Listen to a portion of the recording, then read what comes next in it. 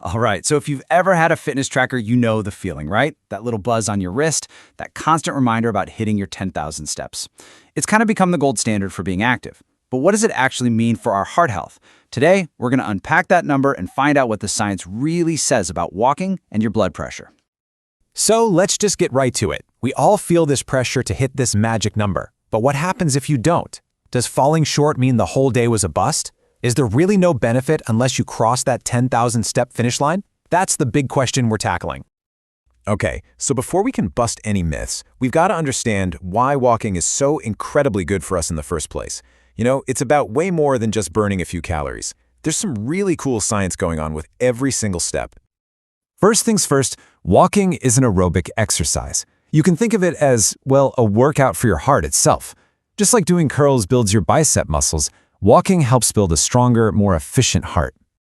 In this quote from cardiologist Dr. Ryan Caplet just nails it. A stronger heart doesn't have to work as hard to do its job, and less effort means less force pushing on your artery walls. What does that lead to? You guessed it, lower blood pressure. It's such a direct, powerful benefit. But you know, a strong heart is only one piece of the puzzle. The benefits of walking actually spread out to your entire circulatory system. It's not just about tuning up the engine, it's also about making sure the highways, your blood vessels, are in great shape too. And here's the secret sauce behind that, a little molecule called nitric oxide. When you walk consistently, your body releases more of it. Nitric oxide basically tells your arteries to just relax and widen up. This makes them way more flexible and less stiff, which is fantastic for blood flow and, you guessed it, lowers your blood pressure. The benefits aren't just purely physical, though. A good brisk walk might just be one of the best tools we have for dealing with everyday stress. And that stress has a very, very real impact on our blood pressure. So it really boils down to this hormone called cortisol. When we're stressed out, our bodies are just flooded with it. And research is pretty clear that having chronically high cortisol levels can eventually lead to hypertension. But a simple walk, it helps bring those levels right back down, protecting your heart in the long run. And of course, there's the one we all know about, the connection between being active, managing a healthy weight, and keeping blood pressure in check. Walking plays a massive role here, helping with things like insulin sensitivity and reducing body fat over time. But here's the best part. You don't have to think about some huge dramatic transformation. The science is actually super encouraging. I mean, look at this. Losing as little as 5 to 10 pounds can make a real, measurable difference in your blood pressure. That feels so much more achievable, right? All right, so we've established that walking is amazing for our hearts, but now it's time for the main event. What does the actual hard science say about that 10,000 step number? Let's finally debunk this thing.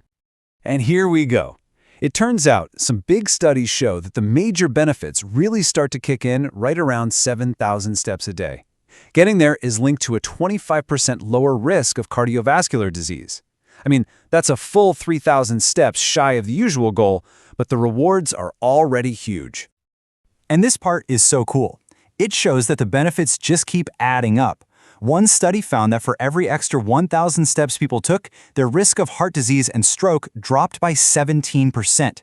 It proves that every single step counts. This is not an all-or-nothing game. So let's just put it all side by side. The myth is that 10,000 steps is the only way to win.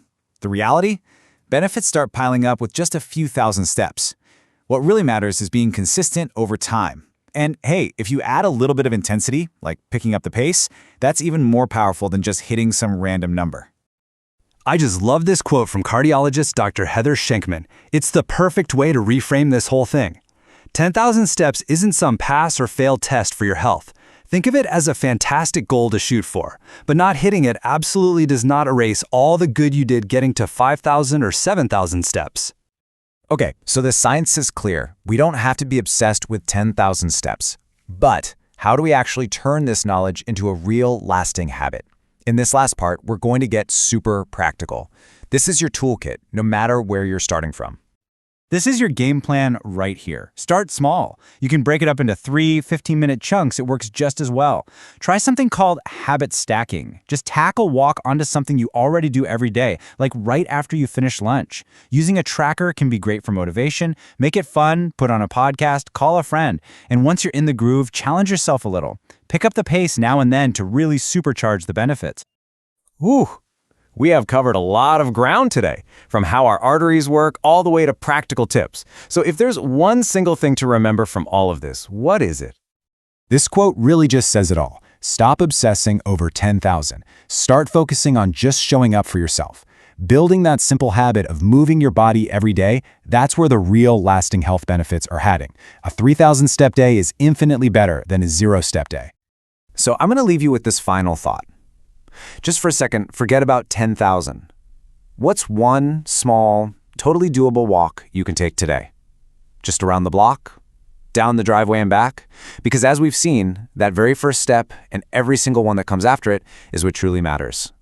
Take care.